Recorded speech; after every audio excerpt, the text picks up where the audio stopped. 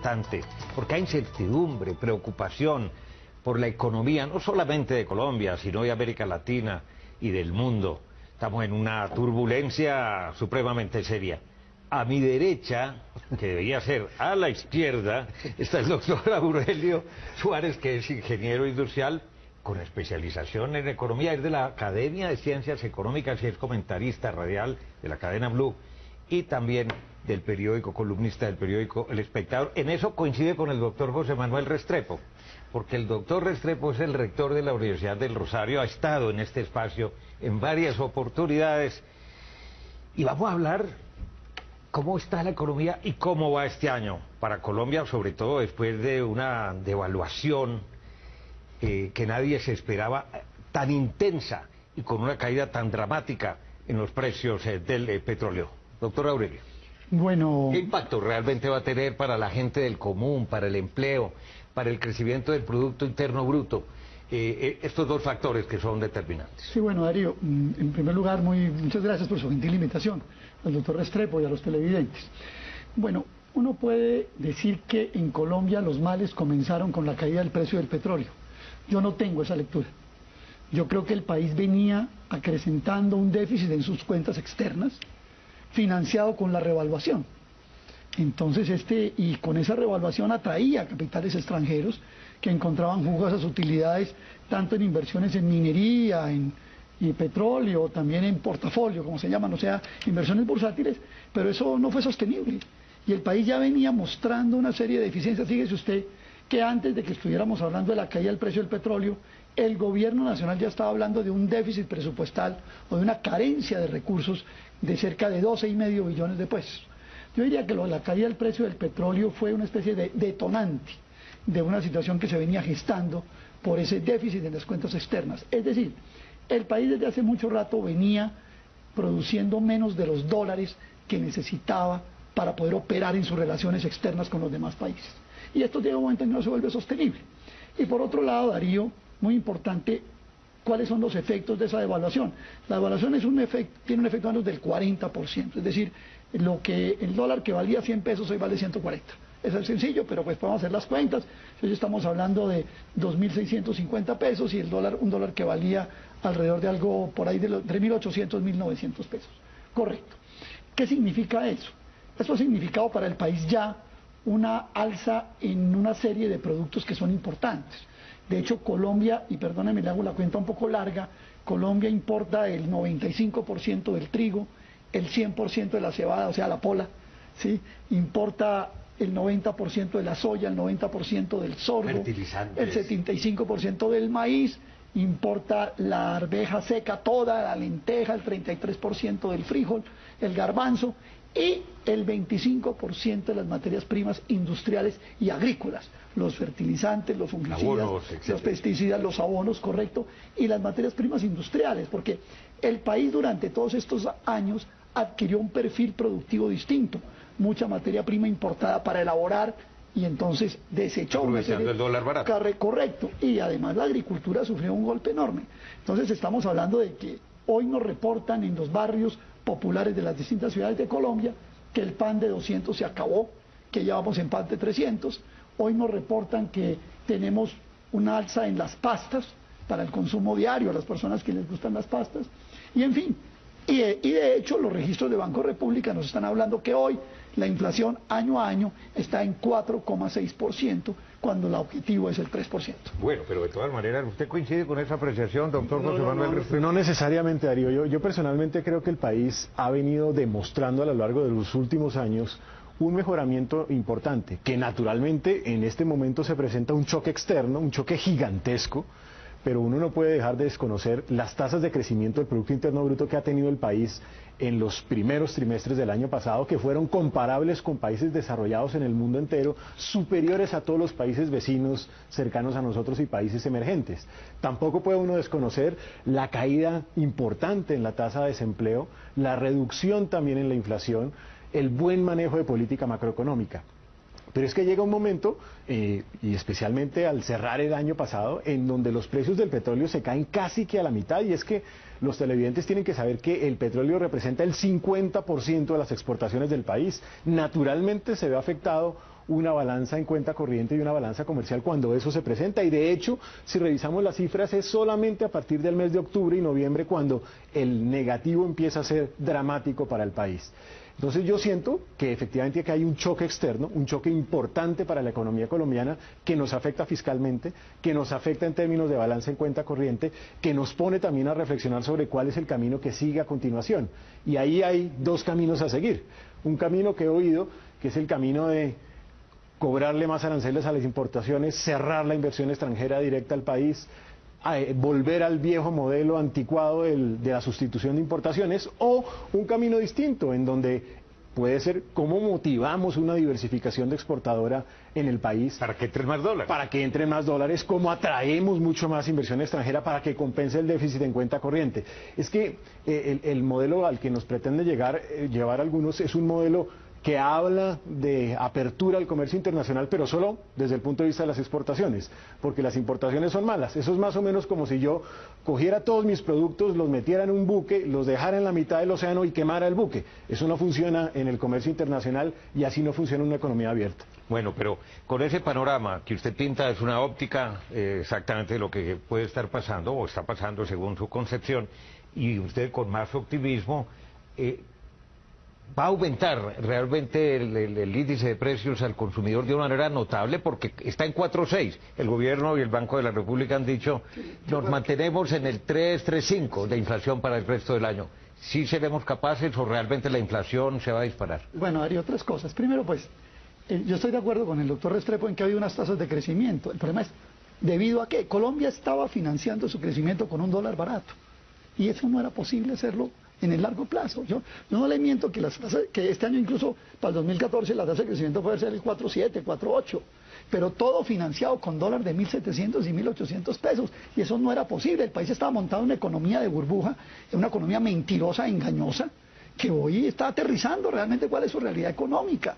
Estar montado también en un barril de $100 de petróleo de $100 también era un engaño. El país no tenía esas condiciones reales y todo lo montó por un camino, ese sí sendero, bastante facilito de coger, que hoy cuando aterriza es la realidad nacional. Esa es la primera cosa que le quiero decir. Lo segundo, el panorama es más pesimista todavía. ¿Por qué? Porque a esta situación económica no se le ha descontado aún un hecho que es para mí evidente, y es que la economía norteamericana, los Estados Unidos, están mejorando su desempeño, no de manera muy sólida, pero ahí van mejorando, y a poco, y es un secreto a voces en el mundo, la Reserva Federal, la señora Yellen, va a subir la tasa de interés de los bonos de corto plazo en Estados Unidos. Está diciendo eso desde el año pasado. Pero lo que está diciendo es para que el mercado claro, lo que está, pero eso viene. Entonces aquí no sabemos en dónde va a parar. Estos efectos del ajuste por cuenta corriente financiada con dólar barato, la caída en los 50% de los términos de intercambio del país, vamos en 2.650. ¿Qué será lo que el mercado tiene? Mire, hoy el doctor José Darío Uribe, en el periódico El Tiempo, dice algo que es interesante. Dice, han venido creciendo la inversión de portafolio. Aclarémosle un poquito a los televidentes o recordémosle. La inversión de portafolio es la inversión que se hace sobre títulos bursátiles, o sea, títulos del Tesoro, acciones, operaciones de especulación en bolsa, etcétera. Y dice, pero han empezado a salir. Esos son capitales que se mueven muy... O golondrinas, ¿no? Sí, claro, se mueven lo que se llama el diferencial de las tasas de interés. Si la tasa de interés en Colombia se mantiene en 4 o 5 y hay una reacción positiva en las tasas de interés en Estados Unidos, esos capitales van a salir. Y entonces la gran pregunta, ya que estamos hablando de caminos de recuperación, entre comillas, es, la gran señal es, ¿se suben o no las tasas de interés? Hasta el momento han dicho que no se tocan. Pero ojo con esto, si usted no las toca, hay fuga. Y si las toca, hay alza en la economía, en el costo de la economía, y por supuesto hay una recesión económica. ¿Usted la ve igualita? No, yo no necesariamente la veo así. Entre otras, además, porque si esa subida de las tasas de interés, que yo no estoy de acuerdo, yo creo que la subida de la tasa de interés lo que haría sería capar la posibilidad de crecer en la economía en estos momentos en donde lo necesita, porque yo coincido con el doctor Suárez en que es un momento difícil. Ahora, todas las economías en la historia de la humanidad tienen momentos expansivos y momentos de dificultad, y uno de los momentos expansivos se prepara para los momentos difíciles. Y aquí hubo un momento difícil como resultado del precio del petróleo. Entonces, subir las tasas de interés pues puede llevarnos a lo que está pasando en Rusia o está pasando en Brasil, en donde siguen subiendo tasas de interés y la cosa no reacciona, porque ese no es necesariamente el camino adecuado.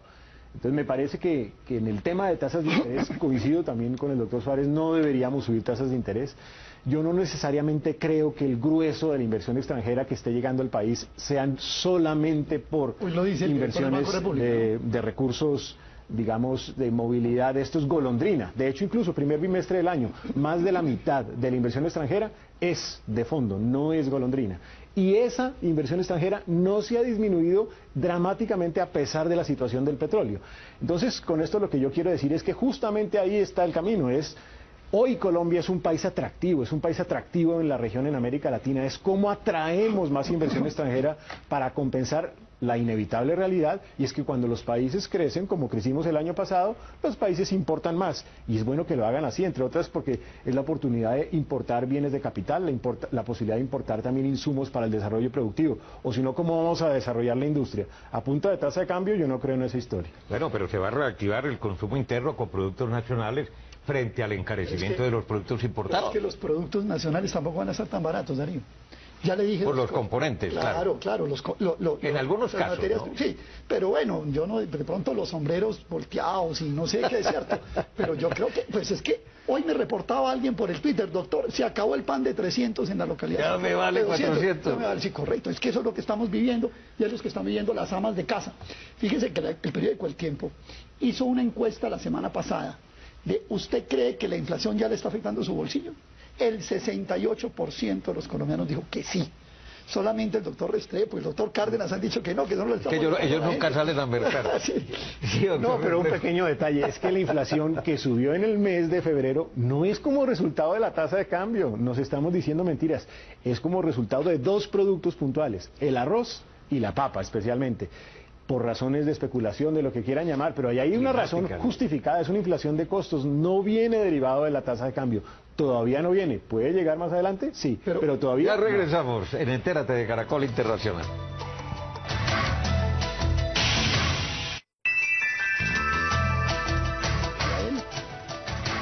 Regresamos en Entérate de Caracol Internacional. Una puestica aquí, fácil, porque la gente en la calle está preguntando... ¿A cuánto va a llegar el dólar de aquí a julio, doctor Restrepo? No me lo voy a poner a diciembre. De aquí a julio. De aquí a julio. Mire, yo personalmente creo que en este momento hay un ligero overshooting, o sea, un excesivo valor de la tasa de cambio comparado incluso con los países de América Latina. Hoy los países vecinos a Colombia están bajando, están de nuevo apreciándose. Pero todo dependerá en buena medida de lo que va a suceder mañana y pasado mañana, cuando la Reserva Federal anuncie lo que va a suceder.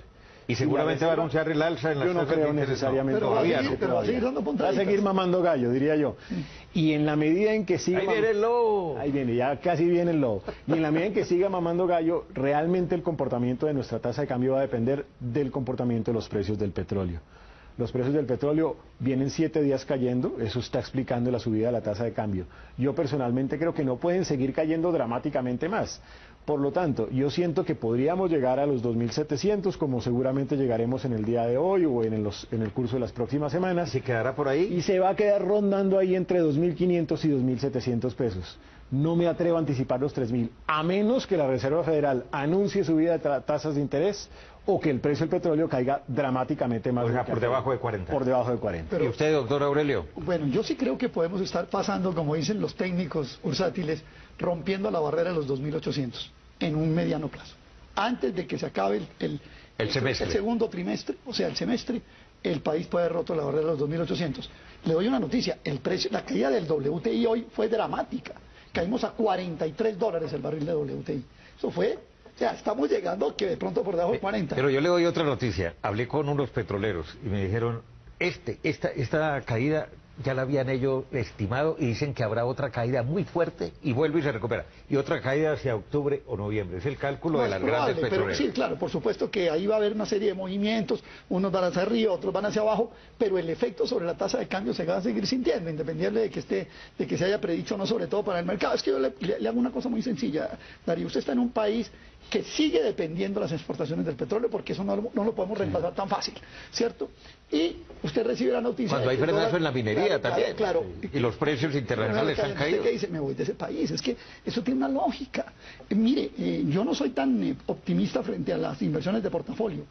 El año pasado fue un año récord, el 2014, en inversiones de portafolio. Usted lo sabe, doctor Restrepo, 11.000 millones de dólares de inversiones de portafolio, capitales muy poco estables. ¿Y cuánto se ha ido de ese capital? No tengo los registros, pero hoy el gerente de Banco República dice que ha venido empezando a haber una migración.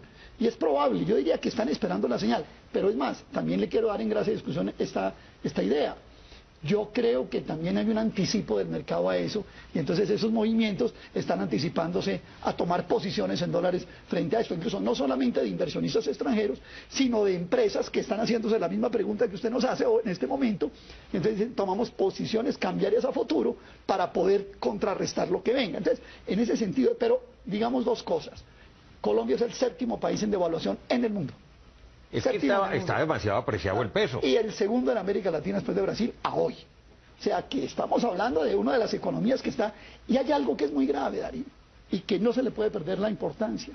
El país va a tener, cuando hagamos ya los cortes a 2014, Colombia va a tener, yo creo que el déficit de cuenta corriente, o sea, el déficit de sus cuentas externas más alto del mundo, 6% del Producto Interno Bruto. Eso va a ser, y eso el mercado lo va a castigar, porque ¿qué significa que el país tenga un déficit en sus cuentas externas? Que tiene que salir a endeudarse para financiar ese déficit. Y endeudarse caro. El mercado le va a decir, le subo el riesgo país, que es lo que también ya está pasando. Entonces, aquí los efectos de verdad todavía no se han visto. Están empezando. Claro que sí, ¿Y señor. usted, doctor Restrepo? No, solamente iba a decir que aún incluso el riesgo país no ha aumentado. Es decir, en los últimos tiempos nosotros seguimos sosteniendo un nivel de riesgo similar. Yo coincido en que el déficit en cuenta corriente es un tema complicado. Es un déficit que hay que tratar de compensar, repito, con mayor nivel de inversión extranjera.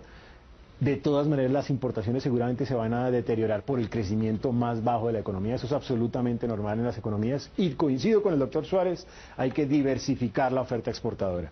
Y una de las maneras para diversificar la oferta exportadora es eliminar tanta barrera no arancelaria que hay en el país, que incluso nos afecta a nosotros mismos. Nosotros mismos nos imponemos trabas y obstáculos al comercio. Y esos obstáculos hay que disminuirlos, que están afectando casi al 40% de los exportadores. Me quedan dos temas gordos con ustedes dos. La pregunta de los 2 millones de dólares, doctor Restrepo. El precio del petróleo. De acuerdo con todas las perspectivas, con los pronósticos, con el fracking en los Estados Unidos al borde realmente de la abastecimiento, exactamente. Más todo el tema geopolítico que se mueve alrededor, claro, con Irak, con Siria, con Rusia, con Venezuela, por supuesto también. ¿Este año qué va a pasar? Equivóquese. Impresionante, yo creo que aquí estamos en una guerra comercial en el mundo entero, y es una guerra comercial naturalmente en todos los países de la OPEP, los Estados Unidos de América, y en esa guerra comercial pues nosotros terminamos en el paseo metidos. Entonces yo personalmente creo que en el mediano plazo el precio del petróleo seguramente no llegará a los 100, yo creo que a ese valor no vamos a volver a llegar, pero sí podría llegar a los 50, 60, que de todas maneras sigue siendo bajito para nuestras cuentas, pero que creo que sería un alivio, un respiro para muchos de los países que somos productores de petróleo. Pensar en un precio del petróleo de 20, de 30, yo no creo ni comparto esa tesis. Yo creo que también afectaría a muchos de los países de la OPEP mismo, y ellos al final de cuentas pues lo que necesitaban era disminuir la presión de producción de petróleo en los Estados Unidos por vías no convencionales, y creo que ya con las cifras que uno va revisando se ha venido disminuyendo. Por lo tanto, llegaría hacia los 50, máximo 60 dólares. Doctor Aurelio. No, qué pena, a mí me tocó en este tiro ser de mal agüero. A ver, el mundo lo manejan los petrodólares.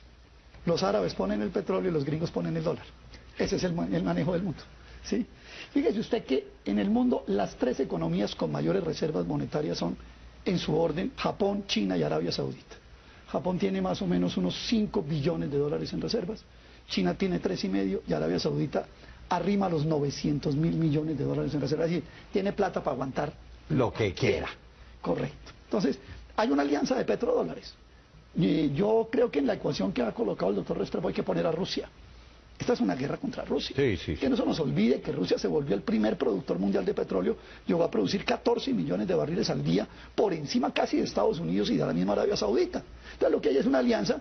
Usted no puede dejar a Putin con esta contradicción geopolítica, pues con 14 millones de barriles diarios de petróleo, porque es prácticamente entregarle pues un juego en la baraja muy fuerte.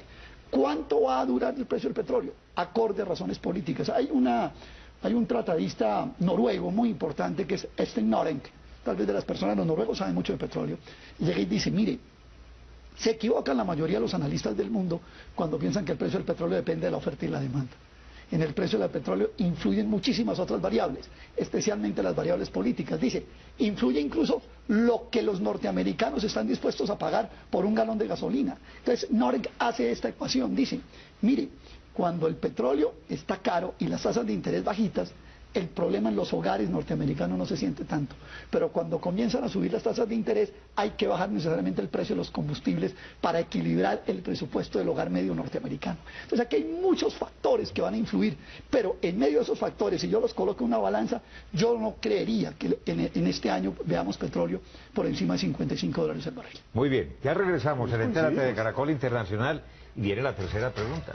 La reforma tributaria que se va a presentar a la consideración del Congreso, porque ¿de dónde va a sacar realmente el Estado colombiano, el gobierno, los recursos para atender no solamente el déficit como consecuencia de todo lo que se ha venido discutiendo, sino el valor del posconflicto? Ya regresamos.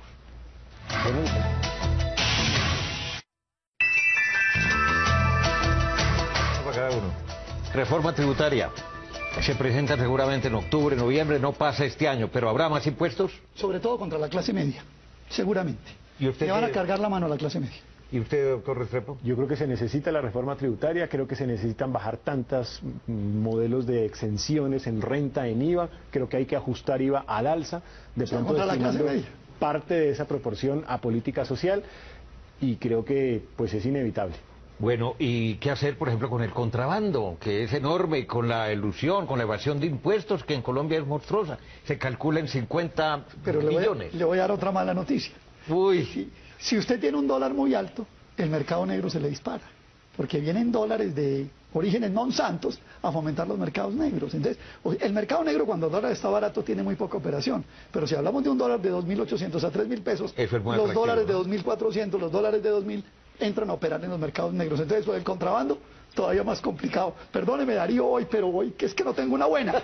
Y no hablemos del año... Por eso traje de dos caras de la moneda, ¿no? No hablemos del 2016, porque ahí sí nos toca sacar el... Eso lo hablamos en otro programa, doctor Aurelio. Bueno, doctor Restrepo. Necesitamos mucha sabiduría en esa reforma estructural, en esa comisión de reforma estructural, porque el país va a necesitar recursos.